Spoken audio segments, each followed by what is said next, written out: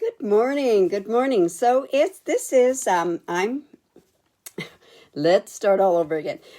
This is my Back to Basics series that I have going on.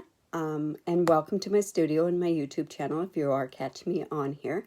I'm Diane Evans and I'm from Stampin' with Diane, and I'm an independent Canadian Stampin' Up Demonstrator. So on this Back to Basics sort of series, what I do is I just introduce different types of techniques and different did you know that, or different hints and that sort of stuff. And as I go along, I do give hints as I go along with all my different types of cards.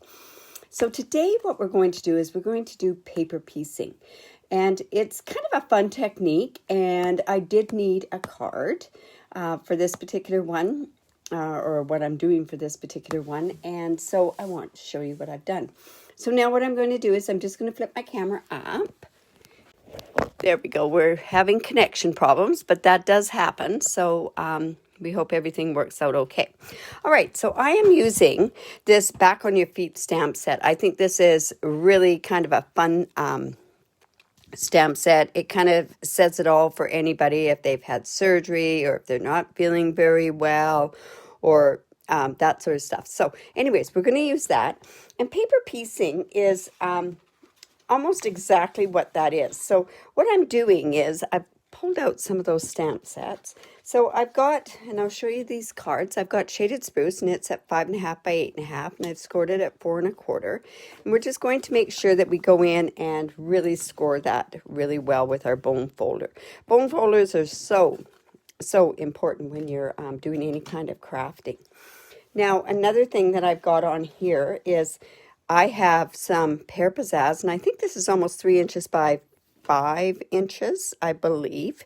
And I've run it through the hammered metal embossing folder.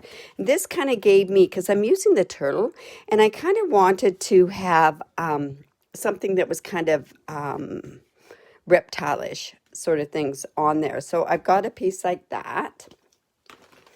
I also have some Whisper White, and I've cut this oval with the stitched shapes dies. I've cut the big one and the smallest one for one up here. I do have some scraps, and you'll see what I'm doing with that. And then I have a piece that is 3 3/4 inches by 5 inches, and that's to go on the middle of the card. So let's go ahead and get this stamped. I am going to be doing some coloring with my Stampin' Blend. So you need to use Memento ink. And by using Memento ink, it allows you to color with alcohol markers. So let me just go in with this turtle. This one's so cute. I just love this little guy. So we're just going to go in and put him there. And then on this part here, I want to put ouch. I could put the side, but I want to put ouch. Now, do I want to do that? I'm going to actually do that in the Memento as well. And we're just going to put that in the middle there. There we go. See, I smudged a little bit there, but that's okay. All right, so I'm going to have to, also, well, I've got that there. I am using the Forever Greenery paper. To me, this was it looked kind of a little bit reptile-ish. Now, Designer Series paper is on for this month of October, so you can save 15%. So what a great time to get in on some of your Designer Series paper. Okay, so what I've done is I've inked this up also with the Memento because I want a black. And I'm putting it onto the Designer Series paper. And you can kind of see I have the image that's there. So I'm going to have to come in with my paper snips. And yes, this technique does take fussy cutting. But you know, with fussy cutting, once you get used to it, it's really quite easy to do. So all I'm going to do is I'm going to cut out the shell part, the outer shell part, because the inner shell is a little bit different of a color. So and this one's quite easy with the paper piecing. I'm going to, at the end of this video, I'll show you some other samples of paper piecing projects that I've done. It kind of just gives a bit of a different sort of technique. I guess we could use other parts there, but I'm not using any of those parts at all. So let's see, where do I have to cut off? No, I saw a little bit here, so just right here. Now, we could get really particular, and what I could do is I could cut all these little individual shell parts, but I'm not going to do that. For the simplicity of this card, I don't want to do that.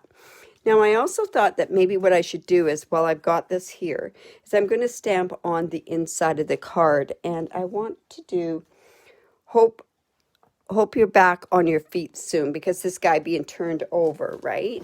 So I think I'll stamp that one with shaded spruce. And we're just going to put that so it's ready to go on the inside of the card. There we go. And then I can just close that up and we can put that off to the side.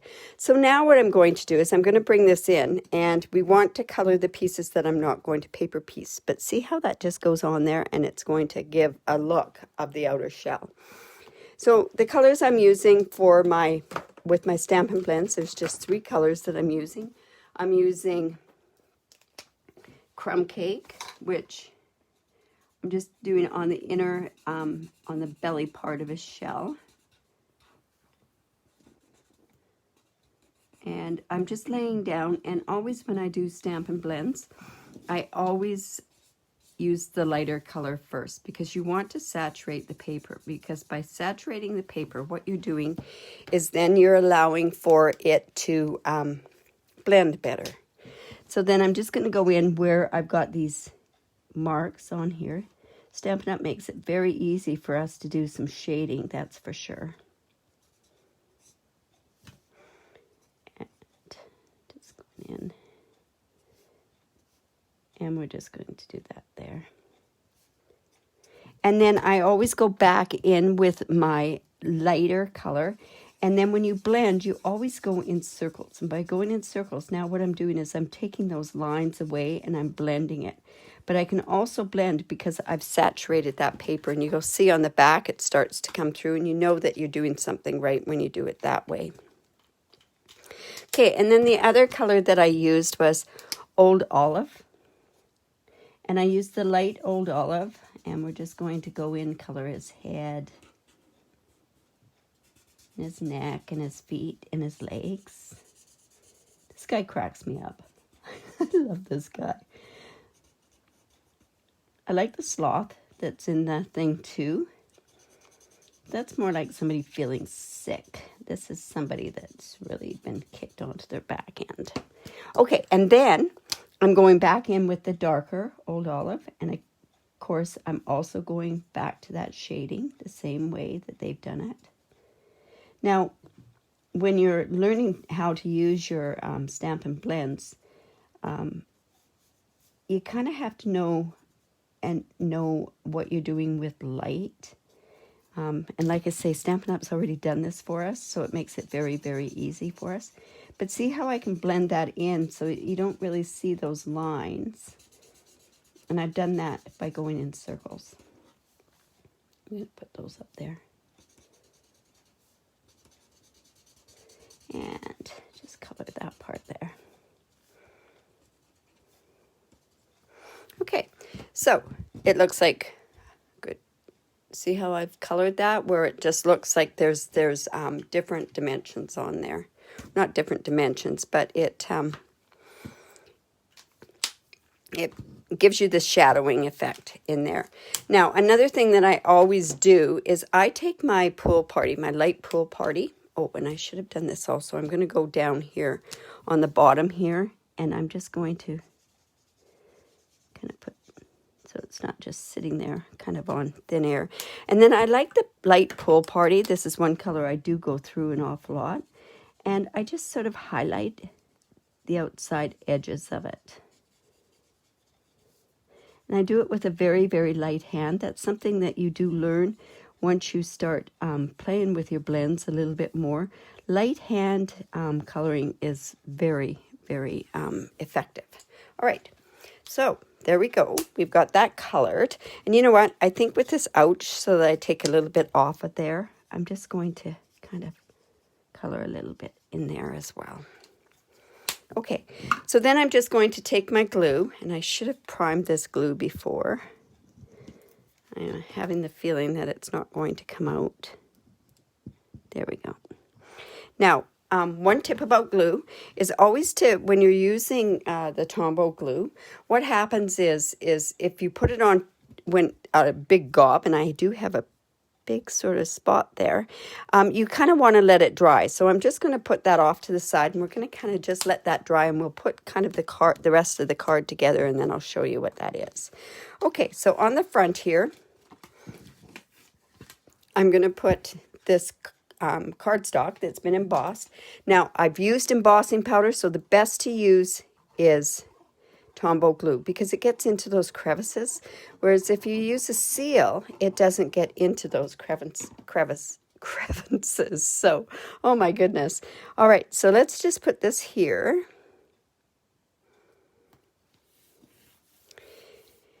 And then, like I say, I'm just letting that kind of dry a little bit more. So I'm going to put, oh, I've stamped that crooked. So, you know, that's the magic of Stampin' Up! Paper. There's two sides to it, right? And a lot of people have also said, you know, if you go along and you can't get it straight, you could use your Stamparatus, but a lot of people just actually put it in on an angle so that you don't have to worry about getting it straight. I want mine straight on there. All right, so let's put that on the inside. I'm coming in with my seal. Remember with the seal is to roll it and then it'll be continuous. So I'm just going to put that in there. You know, I think the hardest thing about this card was doing the fussy cutting out of your stamped image. Like I said, at the end I'm going to show you a couple more ones that I've done. So I'm going to put him there. I'm going to put this up here, but I kind of want it to be like kind of like he's saying or thinking, ouch. So what I did was I just took a punch, and I don't have any more of my hole punches, and this punch has this here in there. So I'm just going to go in, and I just want to get a bunch of those, just to get some of those dots. Who'd ever think that you're using a label punch to get dots, right? Okay, now, I hope I can see all of those. Yep, there we go. So it's going to be about like that. So I'm going to come in with your Take Your Pick tool. And I know that tool was right here. There we go. And that's where this end is so good. Don't twist it off. Always make sure that you pull it off. And then what I'm going to do is I'm just going to take some glue. I think I'll put it up about like there, I think is what I'm going to do. Be down a little bit here. And I'm just going to take my glue, and I'm just going to do it like he's thinking, ouch.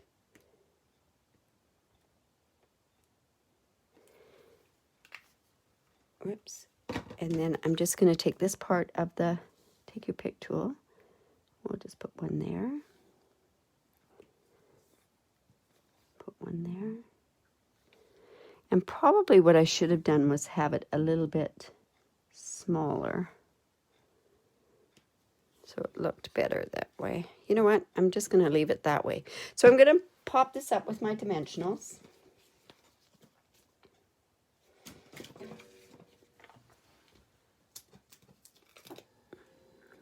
One on each end. And we're going to put some dimensionals on this one as well. And that glue now is at the point where we can put it down, and if we happen, it won't smoosh out so that you've got a bunch there. So let me go put that on there right now. So I'm just going to take this and put this piece there. And doesn't that kind of look like a shell? So there you have it like that. And that's paper piecing. How simple is that, right? So let's just take the backs off of our dimensionals. Again, I use my Take Your Pick tool. I put that down here. There. Let's go and use this one.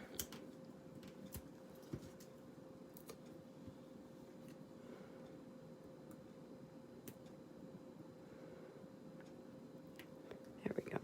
And I've got a bit of the glue up there, so I just take my embossing buddy and I'm de-sticking that. So How simple is that, right? So a very simple card using paper piecing. Now I want to show you a couple of other samples that have paper piecing on it as well. So let's see. I have this one. This one's from a retired stamp set, but you can see where I've taken the paper and stamped on it and then cut it out.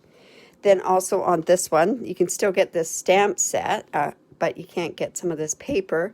But I've just pieced on the different colored papers.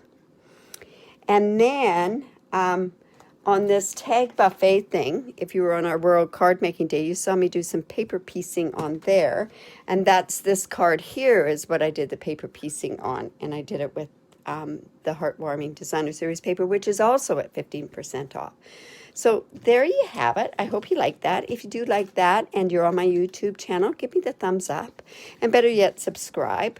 On my YouTube channel, I will give a link with the measurements that I did for this simple card. And also, if you do live in Canada, I'd love to be your demonstrator. I actually have some pretty exciting awards coming out, breaking tomorrow, actually.